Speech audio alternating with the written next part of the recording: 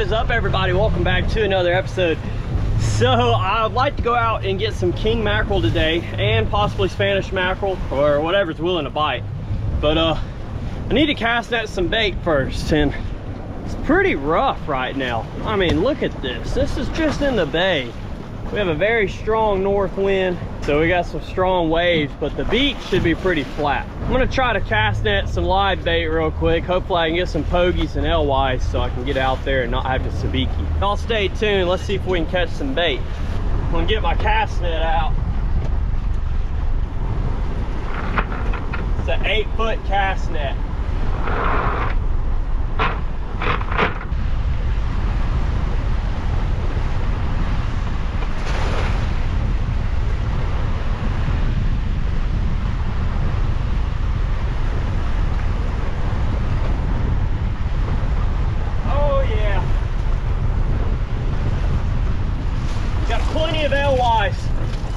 Woo!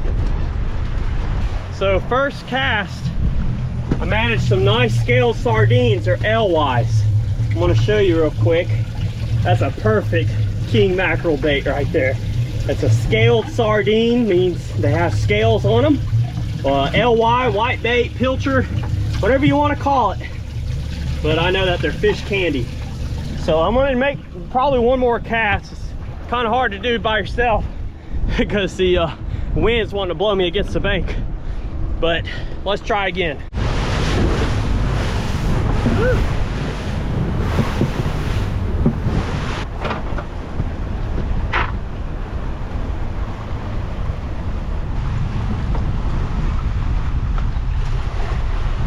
Windy, windy, windy.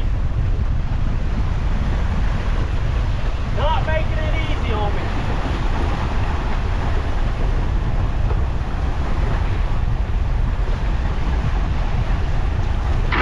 This north wind is hard to manage alone, but I'm just glad I was able to get those LYs that I did. Those are perfect size baits. Whew. That'll wear you down.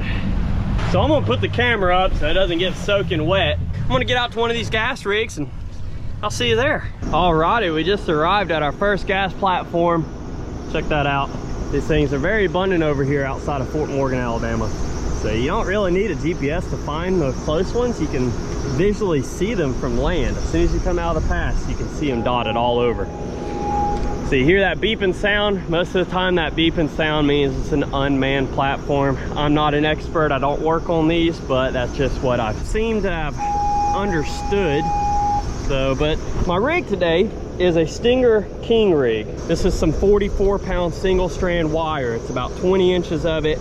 Haywire twist down to a size 4 extra strong hook, another little tidbit of wire to match the size of my bait with another 4 extra strong size 4 hook. I am throwing this on a Penn Slammer 5500, 30-pound braid and a Star handcrafted.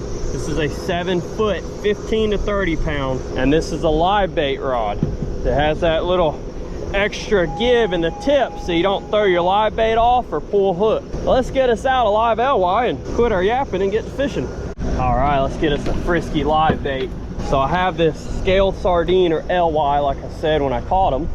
You may call them something different. You may call them a pilchard, a white bait, but I normally call them LY, or LY for short. Now all I'm gonna do is hook this main hook through the top of their head like that, and then take the stinger hook and go through the back of the dorsal.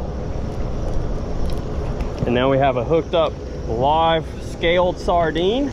We're gonna toss that out and see if we can catch us something good off this gas well. I'm just gonna cast it towards the platform there.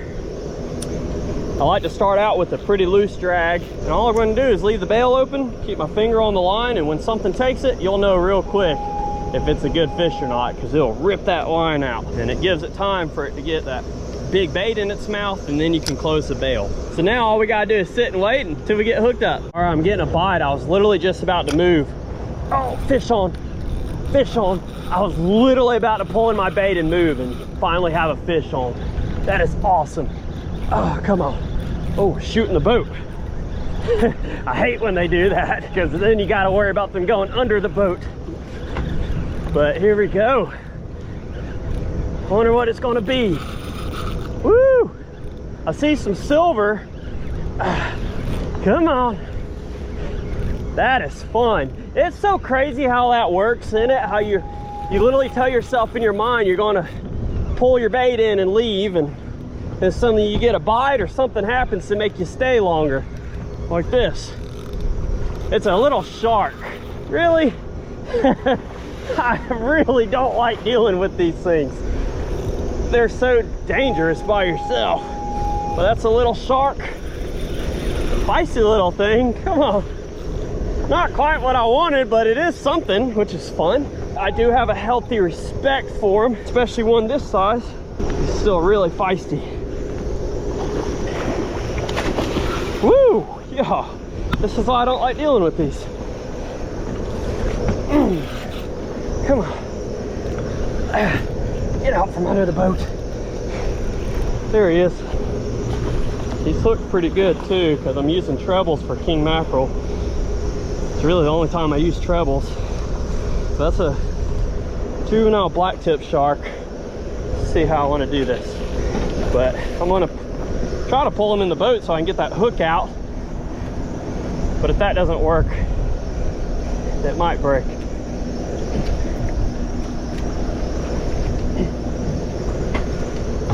There we go.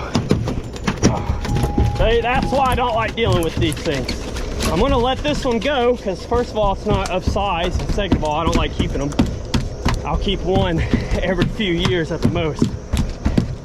But I just want to get that hook out. I don't want to leave him with any jewelry. He has a little remora on him. See that? A little shark sucker. Let that one go. All right, little blacktip shark. Pretty thing. As you know, they have some sharp teeth. I don't like dealing with them. It's time to let them go. Here we go. There you go, buddy. At least I got the metal out of them, you know, didn't leave any hooks in them, so I feel a lot better about that. But those things are extremely dangerous to handle. Even if you know what you're doing and you handle them a lot, they just are kind of unpredictable. And the small ones are very flexible, powerful and flexible. But that wasn't quite the target species, but it was fun. So I hope y'all enjoyed that. But I need to tie up another rig. But this is a wire that I use, the AFW stainless steel leader wire. I like the brown color for our watercolor here. And 44 pound. You can go bigger or you can go smaller if you want. If the water's super clear, go smaller.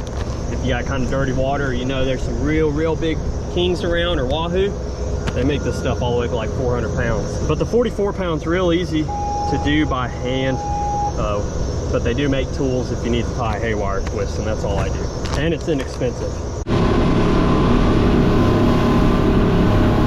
The rigs were very slow fishing. So I'm actually on Dixie Bar right here with the Carolina rig. This is a 6-aught circle hook, 30-pound fluorocarbon. It's about 2 foot of leader. Coming to a black barrel swivel and a 1-ounce egg weight. Pretty much identical setup I was throwing a little bit earlier in terms of like reel and rod, just a little bit smaller. This is a 4500 size reel. I'm gonna take one of these live LYs and I'm just gonna hook it right through that top lip. Perfect live bait. Let's get this LY out there and see what we can get. There's a chance of picking up redfish, sharks, jack crevalle.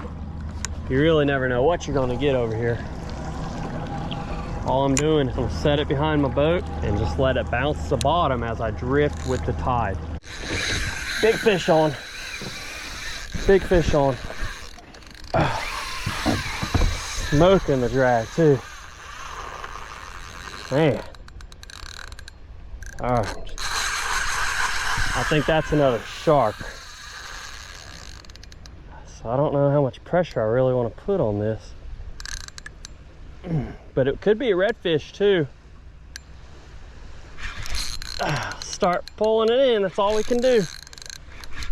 Oh, there's, see, that's the head shake that I'm thinking is a shark.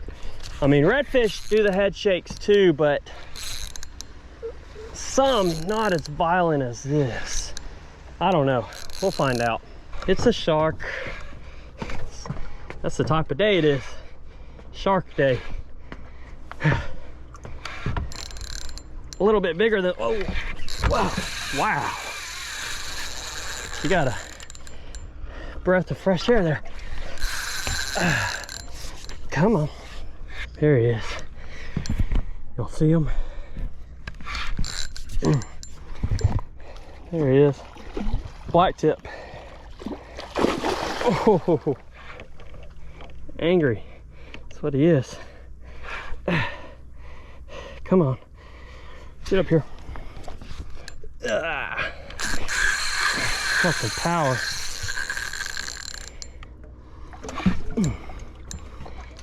Here he is though. Got a little more on him. It's actually a nice blacktip. Oh, got some power to it. That ain't no baby. It's a nice blacktip shark.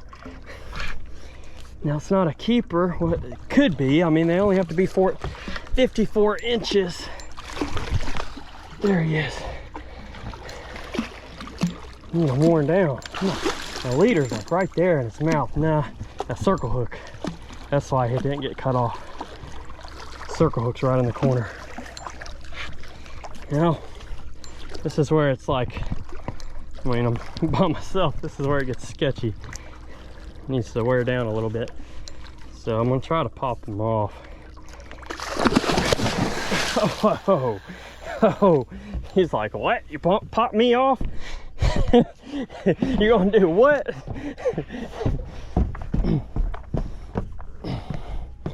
It's like, no, I'm gonna pop myself off. Come on, dude. Get that de-hooker out. He'll calm down. So here he is. Pretty shark. These are so unpredictable though, they're very flexible. Can bite you pretty good. I need him to get up. Come on. I'm gonna get my little de-hooker, which if you reef fish, you're supposed to have one of these anyway. And I do a lot of reef fishing. And we're gonna see if we can de-hook the shark. There we go. Got it. Okay. Woo! Well, he took the hook. I hate that. I guess that line was right on the verge of being snapped. I'd rather it take a 20-cent non-stainless hook that will rust out eventually than lose a finger. When you have very calm conditions, late summer, hardly any tidal movement, that's what you're going to get. You're going to get a lot of sharks, especially once we get in that deeper water. The bar drops off from like 5 to 6 feet to like right now we're sitting in 13 feet. And it seems like every time you get in that 13-foot depth, that deeper water, the sharks eat more than the redfish do. But I haven't been able to get a redfish yet. So that's still fun though. I hope y'all are able to see that, see how powerful they are. I love sharks. They're so cool. I do respect them. I do have a healthy, I guess respect, you know, healthy fear of them. I'm not scared of them. I know what they can do. So I'm trying to be real careful with them, and I don't like leaving a bunch of tackle in their mouth. So if I can try to get the hook out, I will, but I'm also not going to sacrifice any of my fingers or hands or nothing. But that was a nice, fun blacktip. It's fun. They strip some line off. You can tell by their very ferocious head shakes that it's normally going to be a shark when you're fighting it. Redfish have head shakes, but not like that. Well, I'm doing one last drift. If I get something, I'll show it. If not, I'm gonna head in. But I do want to let my little buddies go. There's a few in here that I haven't used, so no need to keep you. They're still real healthy. They don't have red noses. There we go. That's the last two. All right, buddies, see ya. Thanks for participating. So I hope y'all enjoyed this fishing trip. I'm gonna head in. But I appreciate y'all for watching. If you haven't subscribed yet and you do enjoy fishing content like this, don't forget to go hit that subscribe button down below. We will see you on the next Bama Saltwater fishing video. I want to thank the good Lord up above for everything he does for us, and we'll see you later.